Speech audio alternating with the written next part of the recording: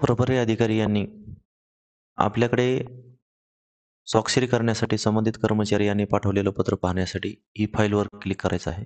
Log in झाल्यानंतर E फाईलवर click केल्यानंतर स्वाक्षरीसाठी आपल्याकडे जे पत्र पाठवलेलं आहे ते पाहण्यासाठी फाईल समोरील इनबॉक्स या ऑप्शनमध्ये आपल्याकडे स्वाक्षरीसाठी आलेले पत्र दिसतील.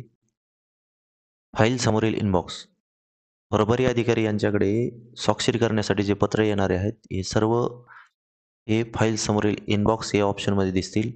फाईल नंबर समोर फाईल नंबर दिसत आहे त्यावर क्लिक करून आपण पत्र ओपन करून घ्यायचे आहे.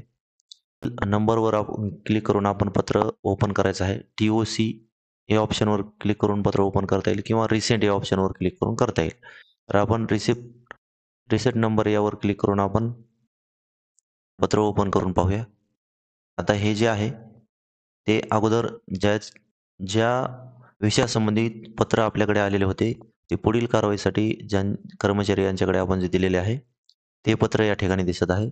आता संबंधित कर्मचारी आणि सिग्नेचरसाठी आपल्याकडे जे पत्र पाठवलेले आहे ते पाहण्यासाठी हे जे 5 नंबरचे ऑप्शन आहे ड्राफ्ट लिस्ट यावर क्लिक करायचं आहे आणि या ठिकाणी ड्राफ्ट नंबर म्हणजे आपल्याकडे ड्राफ्ट जो स्वाक्षरीसाठी आणि मंजुरीसाठी आलेला आहे ते पाहण्यासाठी ड्राफ्ट लिस्टवर यावर क्लिक करायचं आहे. त्यानंतर ड्राफ्ट नंबरवर क्लिक करून आपल्याकडे आलेलं पत्र आपण ओपन करायचं आहे. याप्रमाणे आपल्याकडे जे आपले अधीनस्थ अधिकारी अंमलदार असतील त्यांनी हे पत्र आपल्याकडे स्वाक्षरी करण्यासाठी पाठवलेलं आहे तयार करून.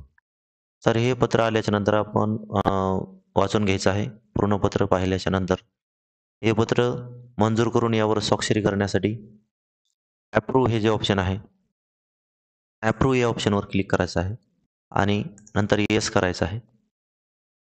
अप्रूव्ह करून येस केल्यानंतर यामध्ये सिस्टीमचे जे ऑटोमॅटिक जनरेटेड जे जावक नंबर आहे या ठिकाणी ऑटोमॅटिक जावक नंबर पडेल आणि दिनांकसुद्धा या ठिकाणी ऑटोमॅटिक येऊन जाईल.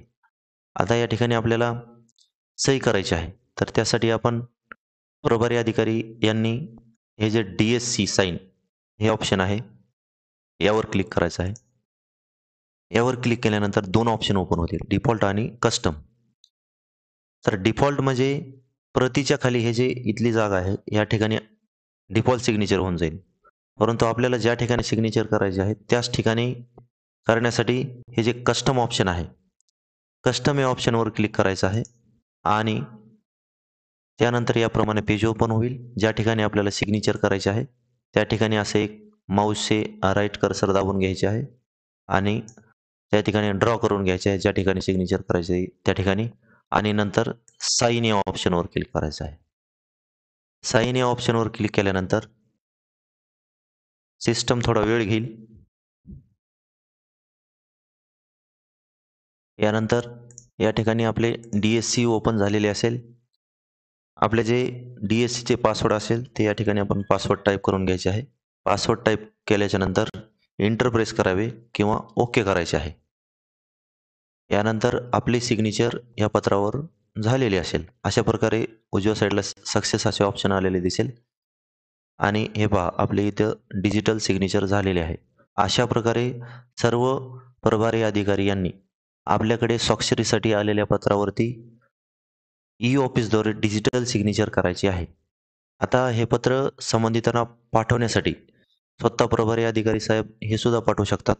परंतु ज्यांनी हे पत्र आपल्याकडे स्वाक्षरीसाठी पाठवलं आहे त्यांच्याकडे रेकॉर्ड राहणार नाही. यासाठी सिग्नेचर केल्यानंतर ज्यांनी आपल्याकडे सही करण्यासाठी हे पत्र पाठवलेलं होतं त्यांच्याकडे आपण परत पत्र पाठवायचं आहे.